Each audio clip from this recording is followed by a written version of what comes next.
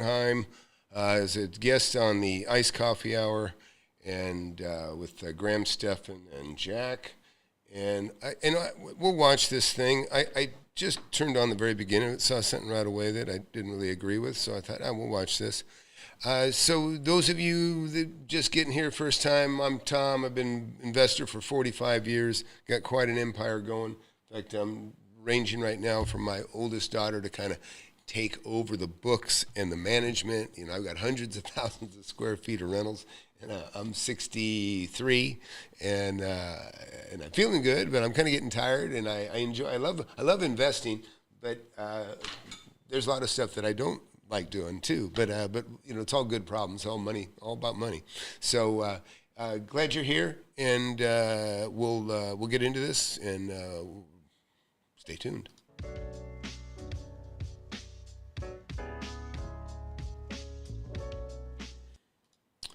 All right, so let's start this up. I may speed it up just a little bit.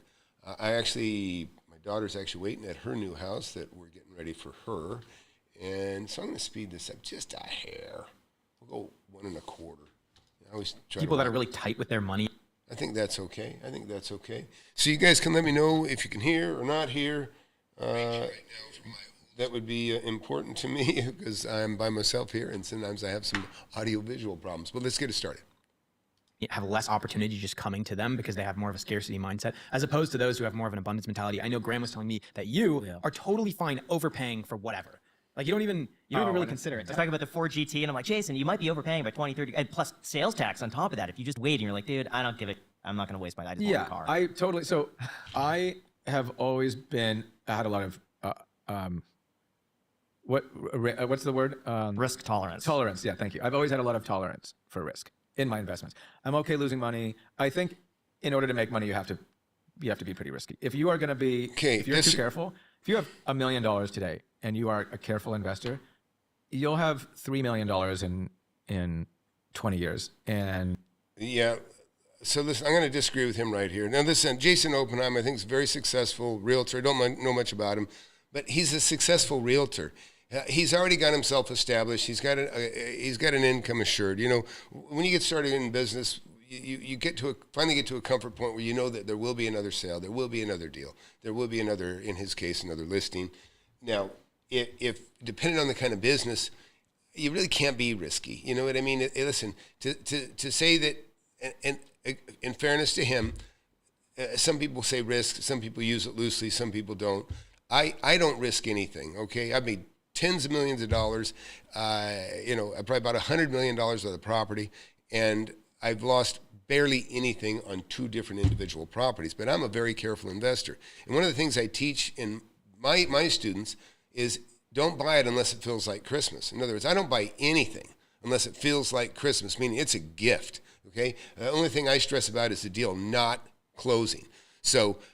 Right here, I can tell you right now, a lot of you young guys think that there's risk. People say, oh, Tom, you got balls of steel. No, I don't have balls of steel. I got brains of steel, okay? In other words, I am smart. I am careful. I don't buy anything unless it's worth more than I'm paying for it. So I just want to straighten that out with this, and let's keep watching. And, at best, maybe, honestly, not even that. You probably have $2 million in 20 years.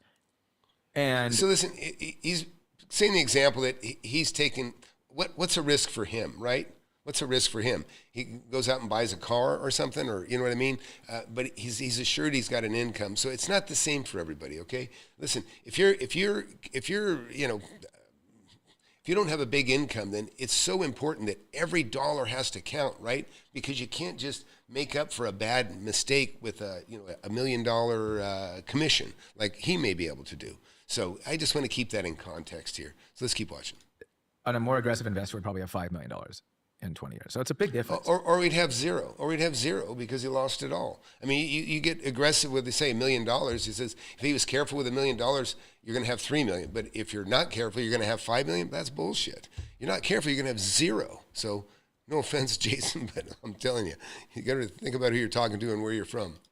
I'm a believer in taking risky investments, not stupid investments, but like, again. See, again, that's what I'm saying about risk. He just kind of qualified what he said. He goes, I like risk investments, but not stupid investments. Well, a risk investment would be a stupid investment. He's saying not a stupid investment. So in fairness. This, a lot of people told me not to invest in TMF because it's 3 times leverage. And it's like, who gives a So I'm taking, I believe strongly that the treasury yield's going to come down. I mean, I think that's an intelligent risk. I put a ton of money into the market on, when Trump announced the tariffs and the market crashed. I think it's very intelligent to believe the market's going to recover. I think that's I guess you're taking a big risk, but I think. So I agree with him there. I do. I have great faith in Trump, the administration. I think it is fair to say the economy will get better. Trump is doing all the right things. So I understand. I agree with his viewpoint. Those are calculated. It's not just that though. I think it's overall from what I've seen, you spend a lot of money. I mean, at least compared to what I'm used to, the dinners and the experiences and the cars and the houses and the the trinkets and the watches and the going out and the entertainment. It's like I remember seeing some of this. I don't have kids, and I don't need to die with money. I mean, I worked hard and I continue to work hard to have fun. I think money doesn't do anything sitting in my bank. I am all about spending my money, as you well know. But I'm not shy about it. Do you think that's giving you more opportunity than, let's just say, me on the other hand, who's like, more happiness. I don't think it's giving me more opportunity. You don't I don't think think that you've going out and buying I just bought a Rolls Royce for $500,000. I don't think that's giving me opportunity. Do you think it's fun as shit? Yeah, so he has money. He's got discretionary spending. He can spend money like this. Okay, he can. Most of you can't. I understand that. And I definitely treat myself. I treat my family. I treat friends and family, and I'm generous because I can afford to be, right? It's not that I'm going to get anything back. It's just I'm doing what I want to do with my money. I've got money. I can do what I want. Again, when you're building your wealth, it's so important. Like I say, you get 20, 30% return on your money. If you don't have any money, it's not enough. You have to be so careful. That's why you have to reinvest the money and keep doubling or quadrupling or whatever. And so let's keep watching. The abundance of living that life, I do think, I'm a pretty firm believer that it does end up somehow coming back to you. Maybe in the way of like someone sees you in a Rolls Royce, so you get a connection because you're wearing a watch, or you go to a fancy dinner, and so instead of staying at home, you meet someone and you do deals with them, you develop a relationship, you enter that web of people, or it could be in such a way. Okay, now Jack he's fallen off the edge there. He's fallen into that. Yeah, you gotta look rich to be rich. Like, in other words, fake it before you make it. And there's a little tiny bit of truth to it. I would say a little bit, but this idea of going out there being a faker, this is that fake guru bullshit. I don't think Jason is one of those guys, actually, by the way. I think he's a real guy. I think he's a real he's a real estate agent, a very successful real estate agent, from what I understand. Now, a lot of the guys that wear fake Rolexes and the bling and got fake gurus like Pace Morby, Grant Cardone, I do think they're what they offer is garbage. I think it's garbage.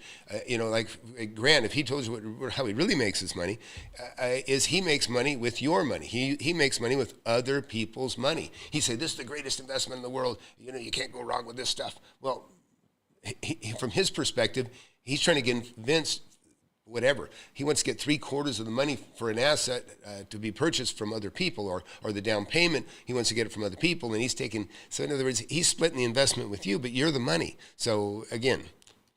Of just like what you put out is kind of like, what you back, get. yeah. I mean, I don't want to go there because I think there are too many people that shouldn't be above their doing means. that pretend that they're wealthy and they're running out there and buying him. bottle service and dumb.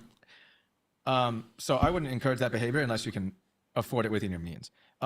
Also, if you have a family and a wife or whatever, then probably not the best idea. I purposely don't have kids because I want to go around and I want to buy a Ford GT and a Rolls Royce. And I want to go fly first class to wherever with my girlfriend. I mean, that's, to me, I don't understand how people work hard and have money and don't do that. Yeah. I really don't get it. I think they're fun. So we are of a like mind already. I like this guy a lot. I like this guy. They're fun coupons. That's what money is. They're fun coupons. Why are you leaving fun coupons in the bank? Go use them to have fun. If you're rich, what's the best thing to spend money on? There's not one thing. I think clothes. Really? I think people say that's the lowest. Yeah. No, I love clothes. You I love enjoy cars. I love travel. That's funny, because when I was younger, money, women, and cars. Moaka.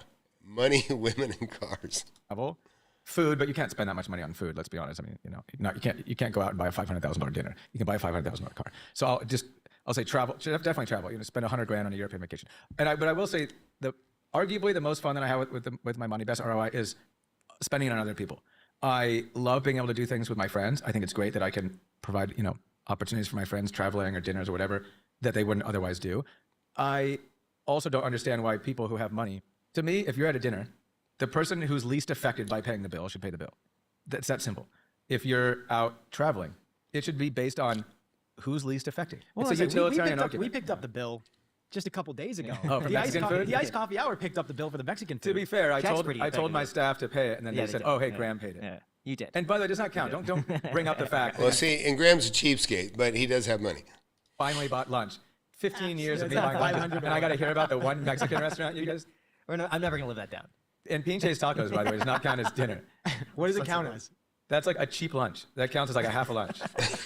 Okay, so it's mostly spending the money on other people. That's the highest. I'd say that's fun probably ROI. the best ROI. Yeah, I mean, because two people get the enjoyment. I do something nice for my girlfriend and my brother or a friend. I get the enjoyment of it, and they get the enjoyment of it. I think it's a great thing. If you can afford to do nice things with your friends, I think that's awesome. Yeah, and so what he's saying basically, just when you have money, look, you're spending money on the experience. The last thing you want to do is pressure other people that can't afford to hang with you to spend money in order to hang with you. See, of course you cover the bill. You know what I mean? Listen, I totally relate to this guy. And like I say, even when you're treating your girlfriend, you're taking her to Hawaii or taking her wherever you want to go, or you treat other people, family trips. I've paid for plenty of trips for people, and I'm doing it for them, but I'm also doing it for me because it makes me feel good. What do you think is the optimal amount of money to have? That's an interesting question. You don't want to have so much money that everyone's angling at you, and you can't even have a normal conversation with someone.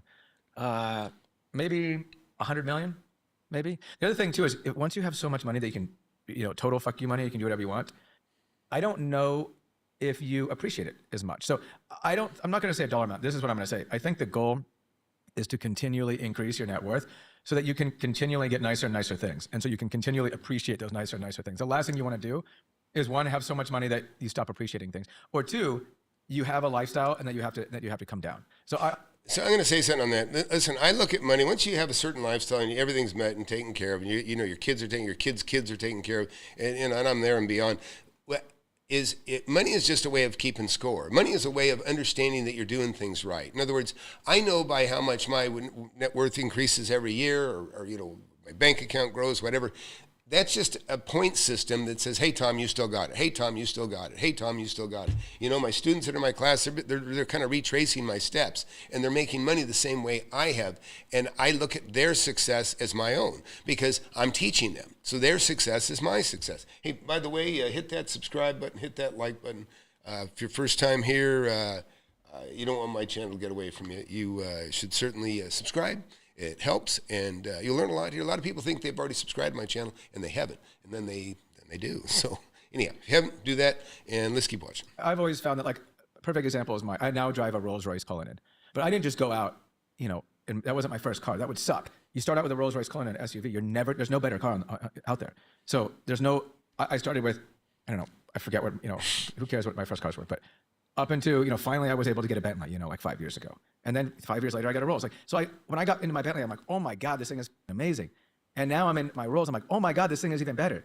So you just want to keep living to where you can continually increase your quality of life, and then you'll appreciate it every time. I never want to come down. And also, I guess if I had $50 billion, I don't know, then you can do anything. So then nothing's fun.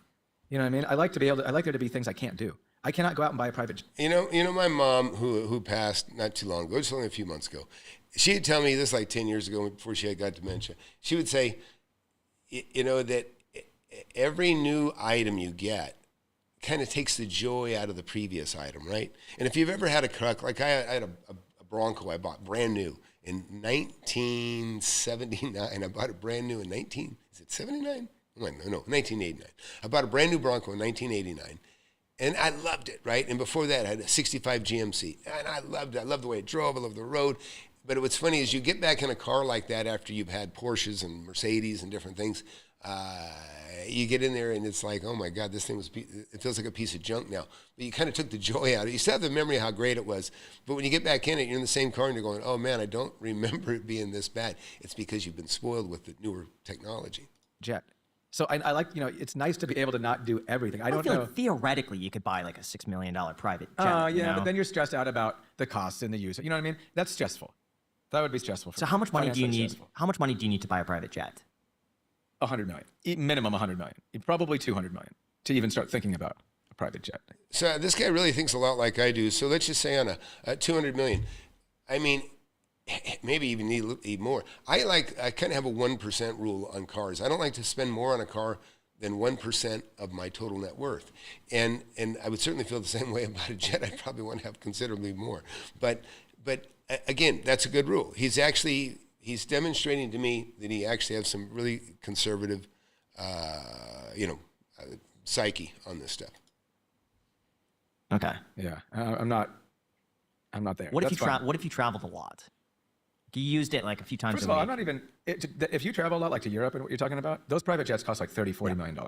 You got to be worth like $400 million before you're stepping up like that. And I'm not even a huge fan of flying private because I get nervous, turbulence, and then the pilot's not going to be probably as good as like a commercial pilot.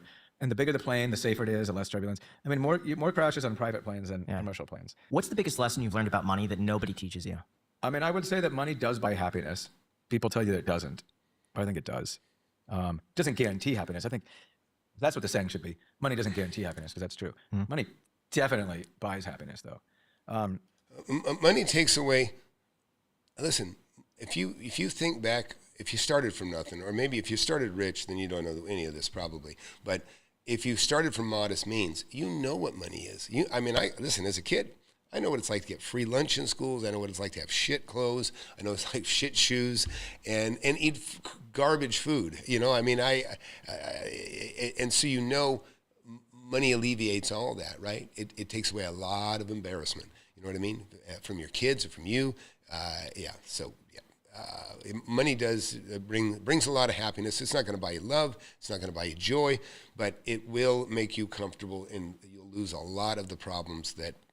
There's things you just never even would think about anymore. Like I say, even think about this. I remember when my parents stressed out what the cost of a gallon of milk was, right? We had powdered milk. It's the most disgusting invention ever. Powdered milk is nasty, but it's cheap. And so we drank powdered milk when I was a kid. And, but now here I am, I haven't thought about the cost of milk. I haven't thought about the cost of gas. I remember us sitting down having dinner with some friends, and I asked, a friend, his wife just got a new Honda Pilot, or used Honda Pilot. And I said, what kind of gas mileage you get out of that? And she said, I don't know. And I go, what do you mean you don't? She goes, I only get $20 a week to put in the tank. They were on a budget that I could not relate to, but I could certainly relate to that back in, earlier in life. So that's money you just don't think twice about. I don't think about the cost of food, right? A lot of people worry about the cost of food. You see it on the news. Everybody's worried about the cost of food. Middle class, for sure.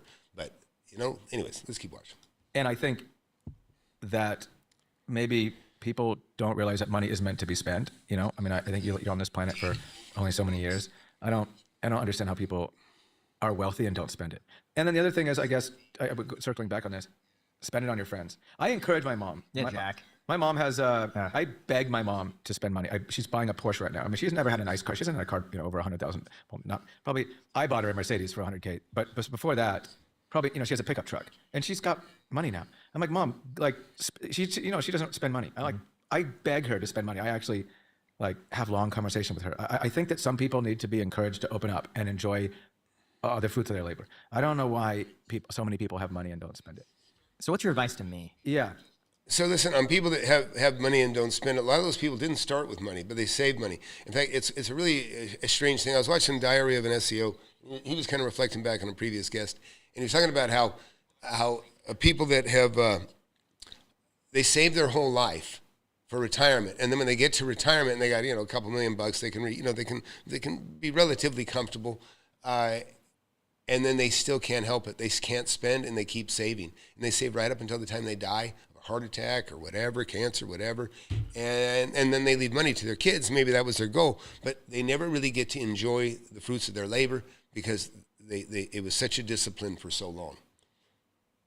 Because here's how I look What at it. are you going to do with your money? Are you having kids? One day. Here's how I look at it. I see the amount that I've invested, and I just think I could spend 3% of it a year and not run out. So that's kind of what I base everything off of. But then I think if the market falls 50%, I don't want to go down in lifestyle. So that 3% now turns to 1.5%. And I spend that. That's it. 1.5%. Wait, but does that assume that you're not making any money? Yes. So You everything, are making money. Yeah, so that adds to the top, and then I could spend 1.5% of what's invested. Well, but then you have to figure out you also have to minus how many years you have left, right? Yeah, 50 plus years. But I don't want to run out. So 1.5% over 50 plus years, assuming my expenses keep going up. Assuming a return of how much a year? 5%? I do 5 to 6%. To me, this sounds borderline mental disorder. No, I don't think I think 1.5%. If the market falls 50%, I don't want to be affected by it. I don't even want to think about it. I want to be like... I think what you should do is be diversified enough that doesn't happen. Oh, I am, but you can still let me give you a perfect example Yeah. of how you can hedge that. See, I'm guessing Grant really, he has a very moderate real estate portfolio. I mean, he used to kind of push himself out as a real estate guy. He's kind of backed way off that, and I think he should. He is a great YouTuber. And Graham, by the way, you have like so many fake gurus. You ought to have somebody real on your show. Anyways, but he's conservative and he's doing what makes him feel comfortable, and that's fine. I think to each his own. So whatever makes that's the good thing about money. You do whatever you want. You know what? You can keep your joy, and if you enjoy counting your money in the bank, then enjoy it. Enjoy whatever, however it brings you money or security and happiness. You enjoy it. I'm really pitching 30-year treasuries. the inverse, 3x leverage. Buy a 30-year treasury. Why? Because if we go into recession, what's the Fed do? Lowers rates. So you could put in... I would disagree with this. If you know what you're doing with real estate, you just buy a piece of property. You just buy property. Buy property under market. That's your hedge. You buy it under market. You can hang on to it. You can dump it or whatever you want to do, and you still make money as long as you have the discipline to buy property under market. Now, somebody like Graham, he's too busy making videos, making a good income. Listen, the income he's making from doing YouTube is comparable to what most investors, small investors, make from their real estate investments. So, it's fine. I wouldn't get too caught up in it. But I don't even know if Jason is much of an investor. He sounds like he's like a guy that makes a lot of money, and he consumes his money. In other words, he probably doesn't even spend it particularly carefully. I don't know if he's made some fantastic deals. I don't know about that history about him, but that is my history. My history is making money on real estate, starting from nothing. And so every deal has to make more. That's except for things that I have a lake house. I have properties that I bought that I just enjoy, but that's what they are. They're toys, like a car. I'm just going to say you have $20 million. You don't have to tell me what you have. Let's say you have $20 million. If you put 10 of it into 30-year treasuries, then you're guaranteed a 5% return, which is pretty solid. And you're also investing that to some degree because if rates go down. But it's a hedge against inflation. Listen, I would never do that, number one. But it's fine for him as an agent, right? If he's just taking in commissions, that sort of thing, he can say, okay, you know what, I'm going to put 10, 20 million away, and I'm going to be assured 5%. If I blow it up, if I ruin everything other ways, I always have this to fall back on. Whatever makes you feel good. You can do whatever you want. Me, $10 million, I can take $10 million and I can turn 10 into 20, if it's cash especially. So in other words, I'm always going to buy something. If I got 10 million, I'm going to go buy a $15 million property for 10, and I'm going to make 5 on it. And it might take me a year to find that property, but that's what I'm going to do. I'm not going to sit there and make only 5% on it. So it's not a hedge against inflation. That was stupid. Against the market It's a hedge. going down. It's a hedge against a recession. Right. So if the market goes down and we got unemployment, we're hitting the fan, rates are going to go down. So have a balanced portfolio. And then you don't have. There's no way you're going to lose 50% of your money. But then you 20. Then you could do 25%. But I still think there could be a small chance we turn out like Japan. It just goes down for like 30 years. Well, didn't rates go down in Japan? Yeah, they went to like 0. Yeah, correct. So but the market's going down at the same time. I know, but you can. My point is, you can hedge. That is a perfect hedge. I spend money to remove stress. I'm overstaffed. Personal assistant. I have a stylist. I don't do anything anymore. I love that. I think there's no better way for me to spend money than to have somebody pack for me. Why do I want to, or go to the grocery store for me, or get my, dry cleaning or my shoes cleaned? Why do I want to be driving to drop off my shoes to get cleaned? It's a dumb argument. I know I'm sounding like a douchey guy, but I mean, why do I want to be doing anything? And that's the best thing Graham will lose sleep over a quote that he gets from a contractor that's like $700 more than what he thinks. Like he will literally lose sleep. And then we'll have a podcast the next day, and he'll be like groggy, and people will comment, Graham looks tired. One of the things that I've done to change, Graham, is I used to be so difficult about contractors. And I always used to think I was getting, and I would negotiate them and get a second bid and a third bid. And guess what? You are getting like 90% of the time. I have now, it's less about money. For me, it was more about psychology. You know what I mean? I was feeling like someone was getting one over on me, and I was being treated unfairly.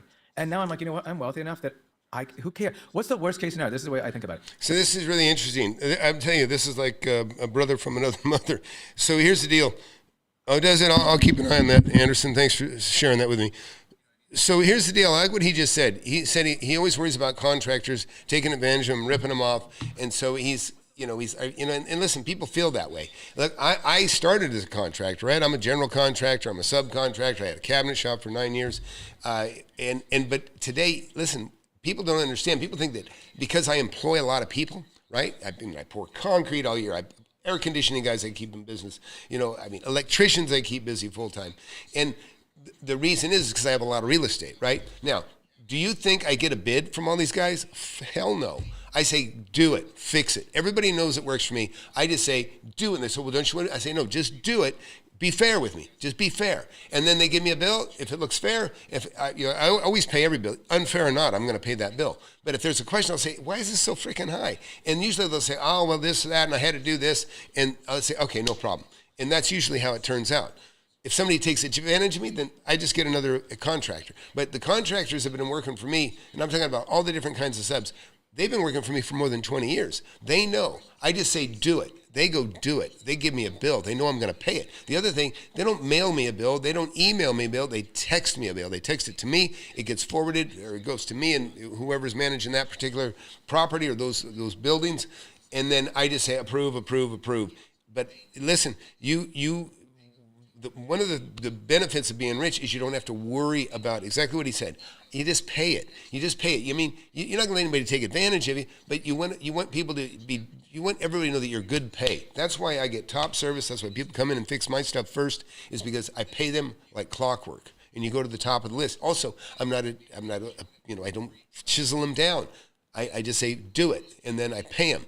And so, in other words, you don't want to be, I told a builder or contractors a long time ago when I did work for other people, I say, listen, you try to nickel and dime me, I'm not going to want to do your work anyways. You want to be at the top of the list, you don't question my bill. You may be paying a little bit more, you may be paying whatever, but guess what? You're the first one I consider. And that's what I consider when I hire people that work for me. You don't have to be the cheapest, you just have to give me the best service. The worst case scenario is this contractor who's working hard is charging me $1,400 for a $900 job. So I'm giving this dude $500 more than I should. Is that the end of the world? It's going to that guy and his family, and it's increasing his quality of life a hell of a lot more than $500 is going to increase my quality of life. Just look at it as like a tip, just a massive tip for a hardworking dude. I like this guy. When I look at it like that, I just don't mind getting this much. How I look at it is that I don't spend that extra $500, and I think when I spend that here, I could have done all these other things that I purposely didn't do because I'd rather just save the money, and then it just goes away. Think about it like from a utilitarian perspective. Who's going to have more happiness from that $500? You or that dude? That dude. That dude. Yeah. So worst case scenario, when you leave this planet, you have just made other people happy. That's the worst case scenario for you. That's a good way of looking at it. I really don't negotiate as much as I used to. I don't get, second and third bids. I tip like crazy. Tip $100 to everybody. I mean, so the bathroom attendant or the valet is going to get $100? So he's not eating the same place you are. He's got bathroom attendants. It always throws you off when you go into the bathroom and you go, oh, wow. And they got a whole, there's cologne, there's soap, there's deodorant, there's condoms, there's everything you can imagine. It's like a store inside the bathroom. Those of you who never ran into a bathroom attendant, it's like there's a store going on inside the bathroom. Do you know what he's going to do with that? He's going to take his girlfriend to dinner and have a whole good night. What am I going to do with $100? I don't even know nothing. I don't know what you can do with $100. So buy tacos. Yeah, exactly. Buy Graham lunch. Say this, this is teaching Graham not to be such a cheapskate. That's another title for this. So that I think you have to look at it like that's the same reason why I buy dinner. I've never, in 10 years, I don't think I've never not picked up a tab unless, someone's adamant about it. Because it doesn't affect me and it affects other people. I would always look at it like that from a utilitarian perspective.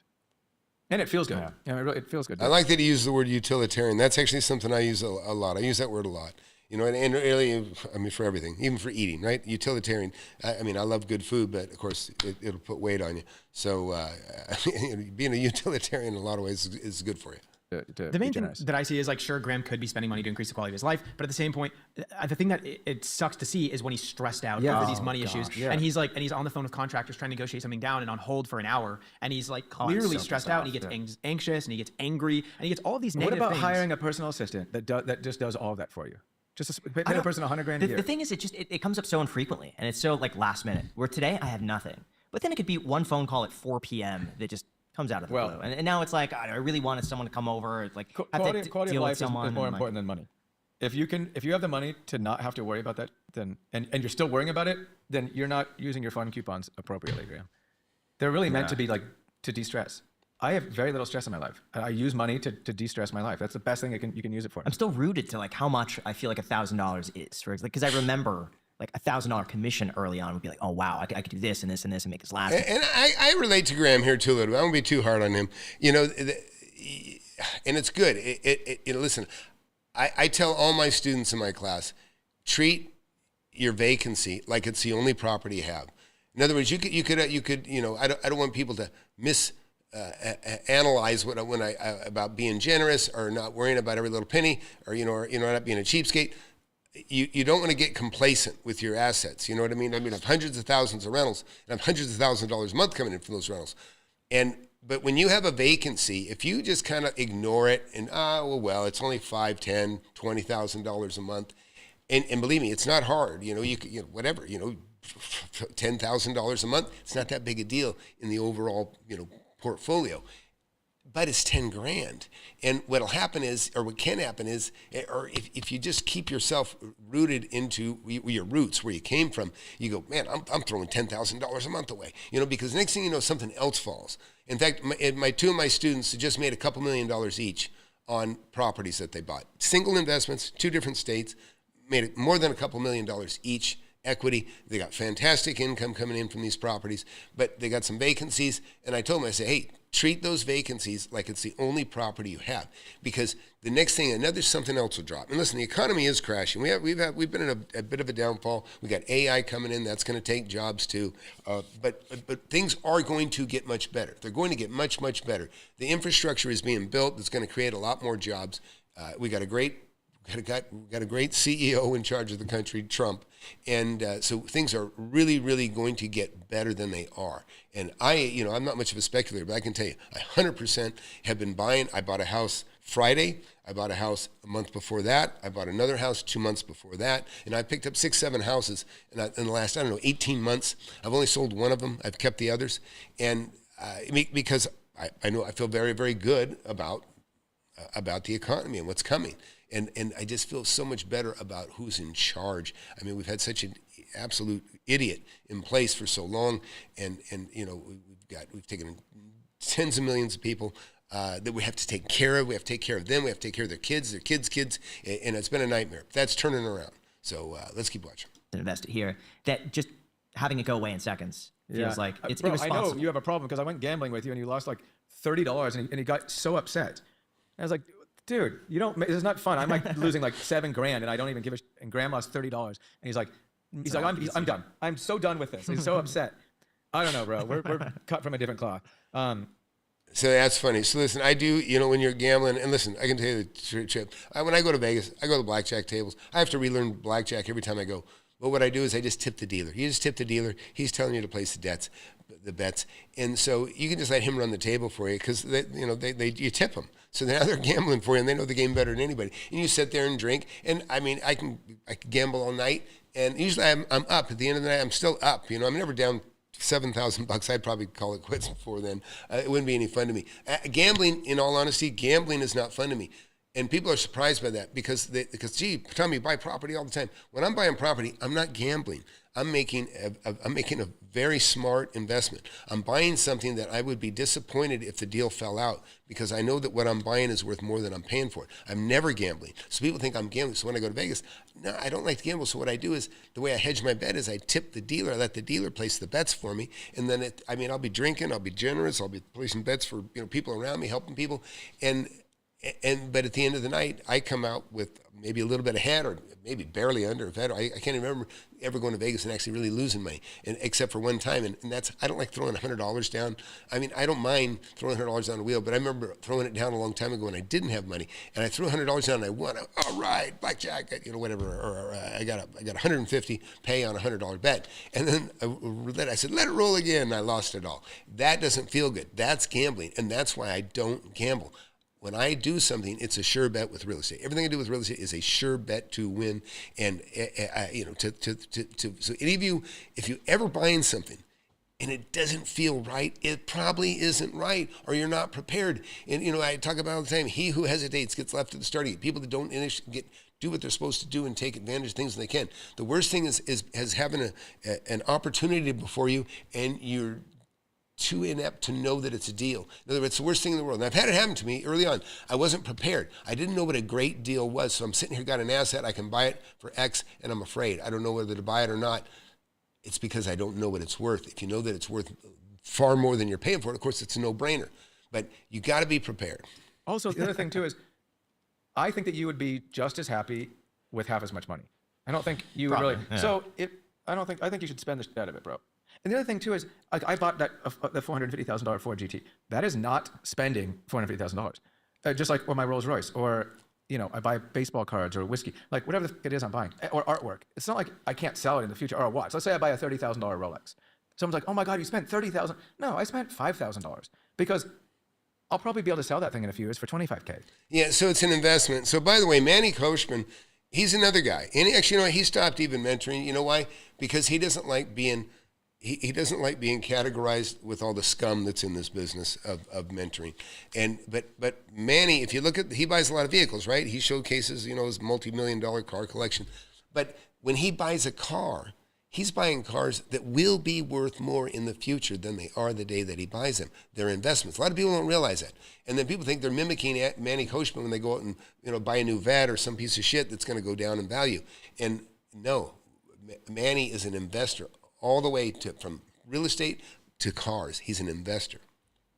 So who cares? So I only look at it as spending $5K. All I do is look at how much money I'm losing. When I bought that Ford GT, maybe I'll lose 50 or 70, maybe I'll lose $100,000 max. Yeah. With taxes and maintenance, and I'll have it for, let's say, 10 years. So I look at that as spending $100,000. I don't look at it as spending $500,000. Yeah, so, that was a nice interview. A nice job, Graham and Jack and Jason. Great job. Really like you, Jason. I'm usually more critical of people than I am complimentary in general, because there's just so much, it's YouTube. They talk about YouTube being a university. I mean, it is it's a pond. It's not a beautiful university. It's actually one of the stinkiest universities there is. There's just so much pond scum in YouTube. But anyways, hey, those of you who are watching, I hope you enjoyed this. Please let me know in the comments that you like this. You could really let me know by hitting that subscribe button and hitting that like button. That says it all, right? And anyways, I've got a great mentorship. If you haven't seen, you should go to flipanythingusa.com. I've been investing for 45 years, started when I was 19 years old. There's not a better way to get wealthy than real estate. I'm telling you, as long as you do it right, and that's why a mentor can really help you fast track it. A real mentor, not a bullshitter. And believe me, there's so many bullshitters out there. You really, really got to hold their feet to the fire and really research who you're looking at. And believe me, you can get wealthy very quickly. And I'm going to show you something real quick here, just since I'm here. Oh, by the way, check this out. You can go to flipanythingusa.com, my website. And you can go right here, and I got a new little AI feature right here. Go to this little AI feature here, and you can listen to I call it my AI twin. And you can get in, you can ask questions, and you will get some fantastic information, all based on the thousands of hours now I've logged as a mentor. We've actually taken a lot of the information, the stuff that I've been sharing with students over the last 5 years that have made many of those students become multimillionaires. You're going to get that kind of experience. You'll see not just, in other words, real experience. Real experience makes a world of difference. But you can come out here and try it for free, flipanythingusa.com/AI, and I think you'll enjoy it a lot. And then while you're in here, also, go over here and take a look at my success page and compare it to any success page out there. You will see people that have made hundreds of thousands in their first year of investing, and even multimillionaires over the people that have been in my class for more than 2 or 3 years. It just gets bigger and better and better. And the smartest community, actually, I don't have the biggest community, but I have the smartest, most wealthiest real estate community. I challenge anybody to challenge me on it, right? Compare my community to anybody. I don't care who it is out there. Grant Cardone, Chris Crone, all these guys, the names that you know. Listen, I think they're the worst. And I'm telling you, you found the best. So if you're here, hit that subscribe button, look deeper, and get my book. I got a fantastic book. Let me see if I can show you this book. There you go. Maybe not. Let me go to full camera. Thank you for your help. Anyway, I triggered up Eric there. Eric actually made $800,000 on a single deal. That's my student right there in the middle. I'm going to say, Eric did something I've never done. He got a piece of property, 0 interest, 0 down, and it was one that he's going to make about $1 million on. It's pretty fantastic. So anyways, hey, everybody, thanks for watching. It's much appreciated.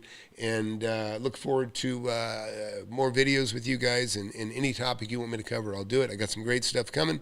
I've been doing some walking, talking stuff that I think you guys are going to enjoy a lot.